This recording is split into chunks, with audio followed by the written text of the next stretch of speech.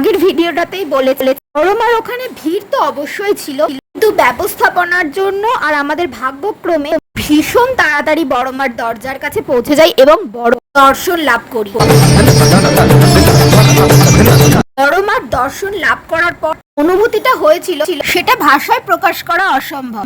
দেখতেই পাচ্ছ বড়মার ভক্তরা প্রত্যেকে পুজো দিচ্ছে, তারই মধ্যে আমরাও বড়মাকে পুজো দিয়ে অদ্ভুত একটা শান্তির অনুভূতি সেই মুহূর্তটা হয়েছিল। পুজো দিয়ে দেখি আমরা বাইরে বৃষ্টি শুরু হয়েছে, তারপর আমরা একটা দোকানে বসে একটু জুস খাই আর তারপর আমরা ঠিক করি কিছু খাবো।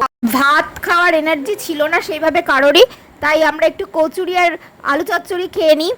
তারপর আমরা ঠিক করি গঙ্গার ঘাটে যাব, কারণ সামনেই ছিল গঙ্গার ঘাট।